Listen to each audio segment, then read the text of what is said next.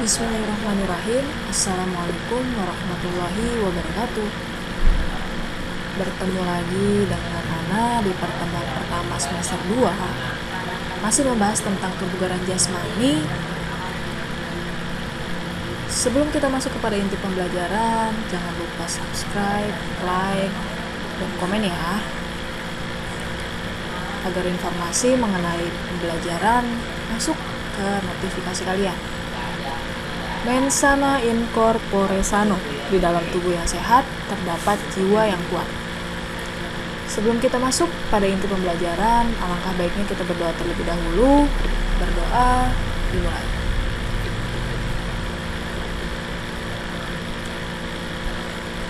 Berdoa selesai. Kebugaran jasmani, kita mulai dari manfaatnya ya. Apa sih manfaat dari kita melaksanakan kebugaran jasmani? Manfaatnya yang pertama adalah mencegah terjadinya obesitas. Yang kedua, mencegah terjadinya penyakit jantung. Yang ketiga, mencegah terjadinya penyakit diabetes.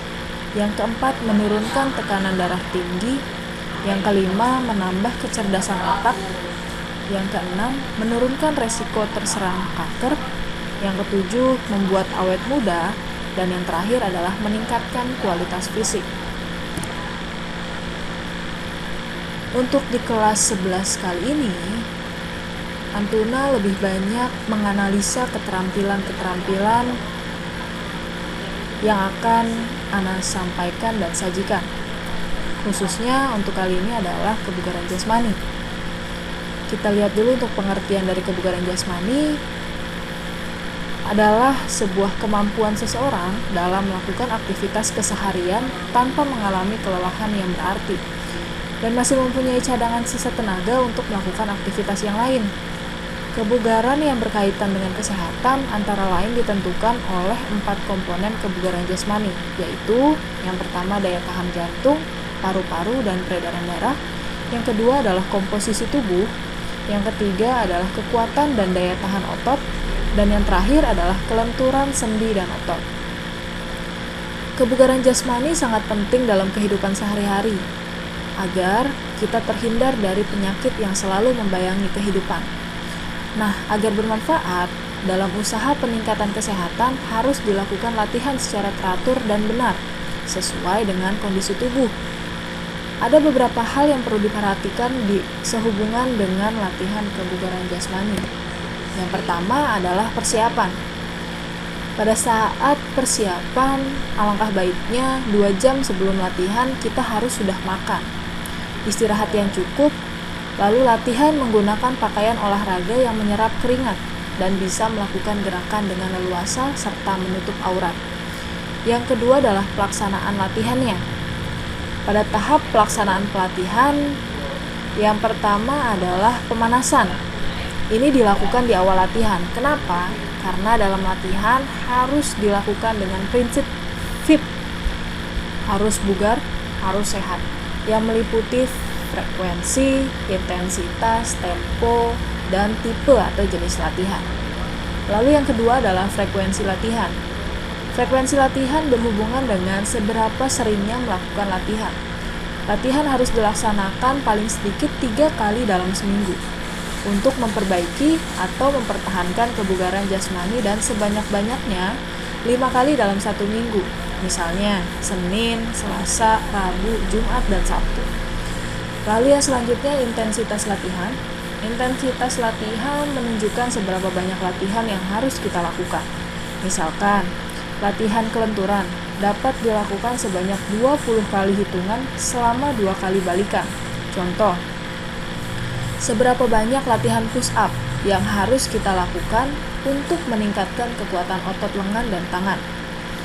Lalu yang selanjutnya tempo, lamanya latihan. Latihan dapat dikatakan bermanfaat untuk kesehatan dan dapat meningkatkan kebugaran jasmani apabila dilaksanakan 15 menit hingga 30 menit. Atau tergantung dari tujuan latihan yang ingin Antuna tingkatkan. Tipe atau jenis latihan Jenis latihan berkaitan dengan macam-macam latihan yang dapat digunakan sesuai dengan tujuan yang diinginkan. Misalnya, siswa ingin meningkatkan kekuatan otot perut, maka jenis latihan yang sesuai adalah latihan sit-up. Lalu yang terakhir adalah tahap penutupan. Dalam tahap penutupan ini, kalian bisa lakukan latihan ringan. Tujuannya apa?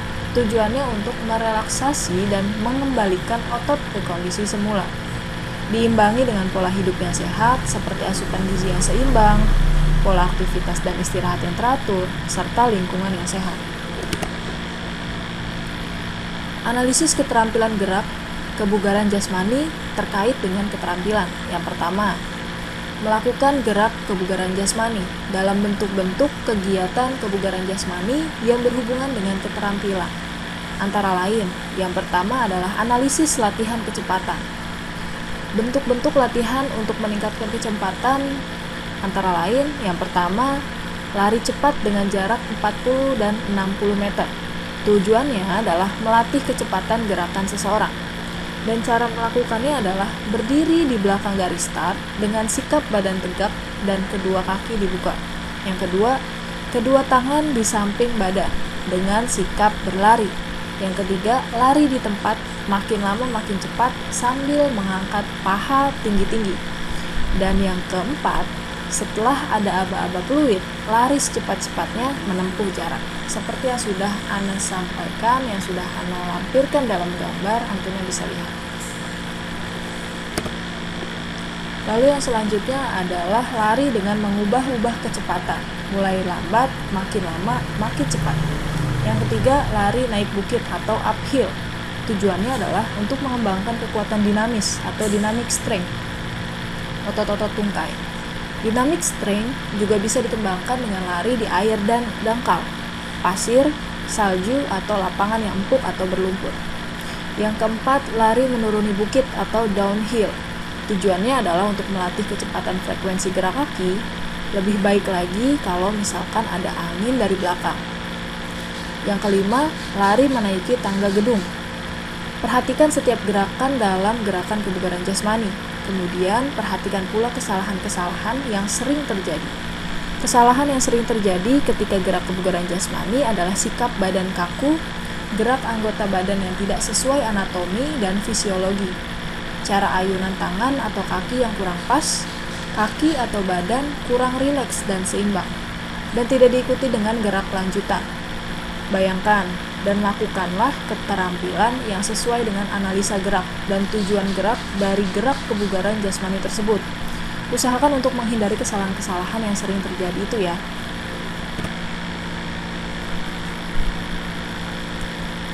Lalu yang selanjutnya adalah analisis latihan peningkatan kelincahan.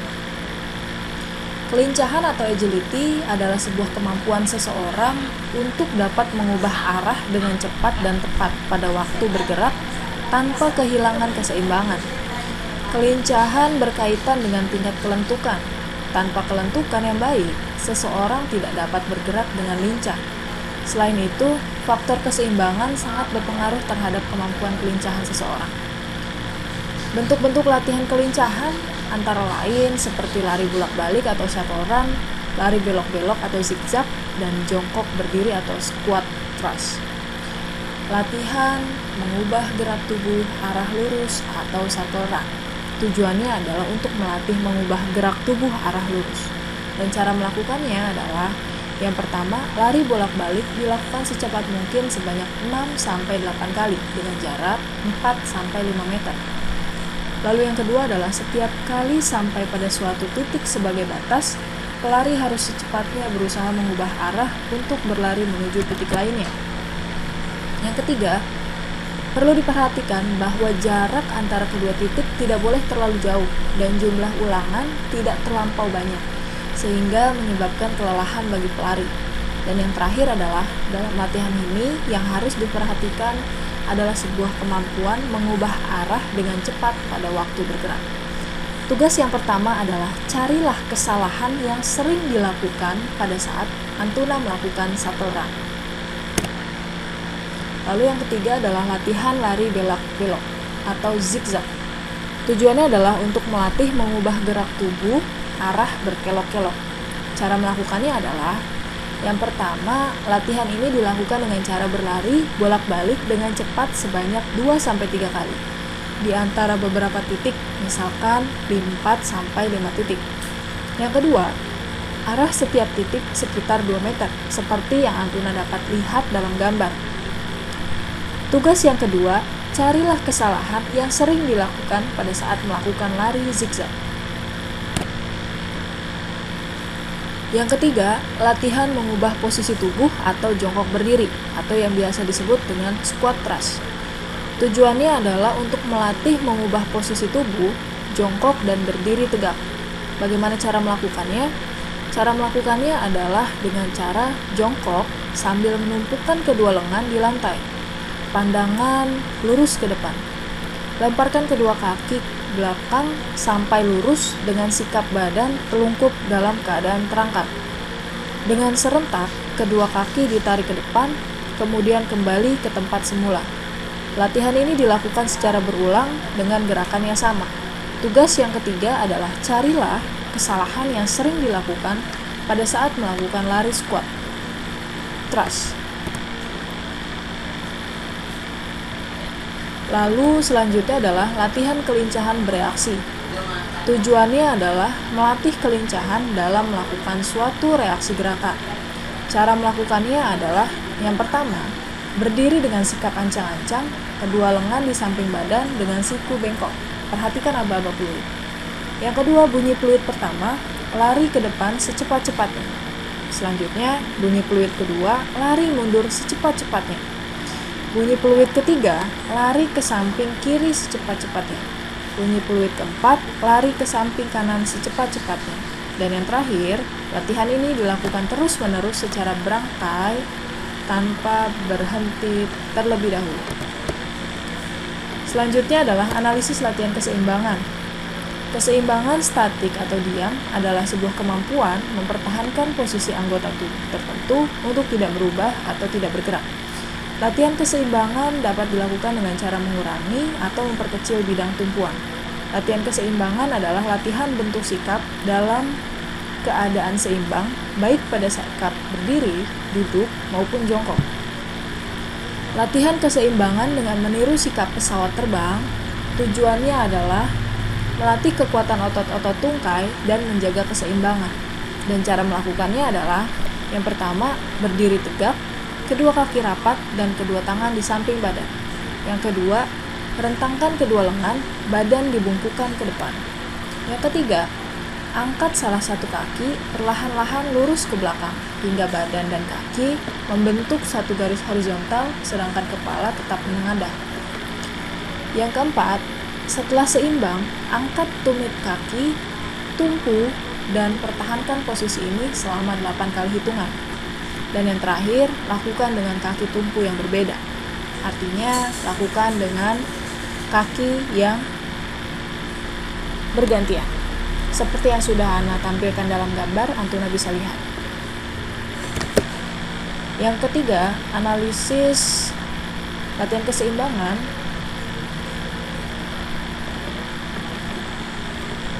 Latihan keseimbangan dari sikap berdiri kemudian jongkok.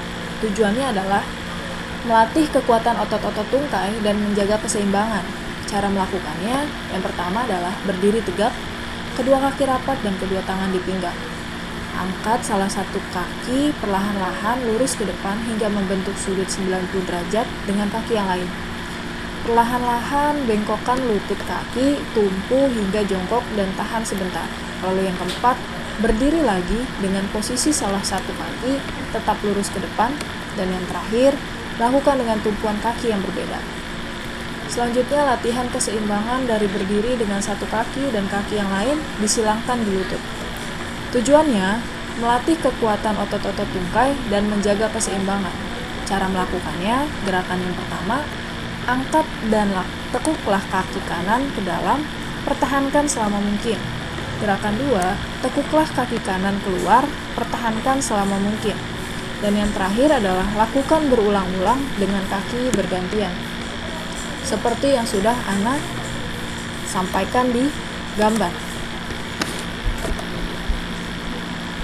Lalu yang selanjutnya adalah Latihan keseimbangan dari sikap berdiri dilanjutkan berjalan. Tujuannya adalah melatih kekuatan otot-otot tungkai dan menjaga keseimbangan.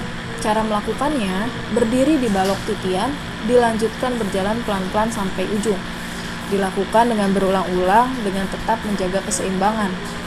Berjalan di atas balok kayu selebar 10 cm sepanjang 10 meter. Latihan selanjutnya adalah latihan keseimbangan dari sikap duduk. Tujuannya melatih kekuatan otot-otot tungkai dan menjaga keseimbangan. Dan cara melakukannya, yang pertama adalah duduk terlunjur dan kedua kaki rapat lurus ke depan. Yang kedua, dari sikap duduk, angkat kedua kaki bersamaan ke atas sehingga membentuk huruf V. Pertahankan posisi selama 8 kali hitungan. Baik, untuk part 1 kebugaran jasmani sudah Ana sampaikan dan Ana harap apa yang sudah Ana sampaikan dicatat dalam buku catatan, serta 3 tugas yang sudah Ana sampaikan Ana harap Antuna mengerjakan. Next part untuk kebugaran jasmani kita akan bertemu di pertemuan selanjutnya. Mengakhiri kegiatan pada pertemuan hari ini, berdoa mulai.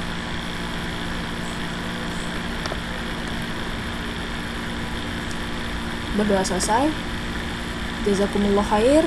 Wassalamualaikum warahmatullahi wabarakatuh.